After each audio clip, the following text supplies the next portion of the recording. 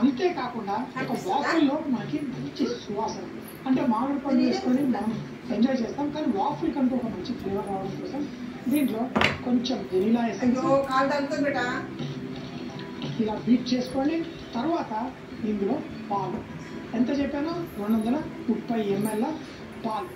Baking కానీ లేకపోతే ఇలాంటి ప్యాన్ కేక్స్ ఇలాంటి వాటిలో మెజర్మెంట్స్ అనేది మనం కొంచెం జాగ్రత్తగా చేసుకోవాలి. ఎందుకంటే మెజర్మెంట్స్ కరెక్ట్గా ఉంటేనే కొంచెం తేడా వస్తే మనం ఇప్పుడు ఇందులో మైదా పిండి, కార్న్ఫ్లవర్, అలాగే బేకింగ్ ఒక టీ స్పూన్ బేకింగ్ పౌడర్ మనం అయితే ఈ మూడింటిని కలిపి వేసేసుకొని మనం కలుపుకుందాం మిక్స్ చేసి. అయితే మేము హోటల్లో చేసేటప్పుడు ఎక్కువ మోతాదులో చేస్తాం, ఇవన్నీ కలిపేసి వేసుకుంటాం. సో ఈ విధంగా లైట్గా చూడండి అన్నిటినీ ఒకసారి వేసేయండి. వేసి ఇప్పుడు పాలల్లో పంచదార, గుడ్డు ఆ మిశ్రమంలో వేసేసుకోండి. పర్ఫెక్ట్గా మిక్స్ అయిపోయింది మన బ్యాటర్.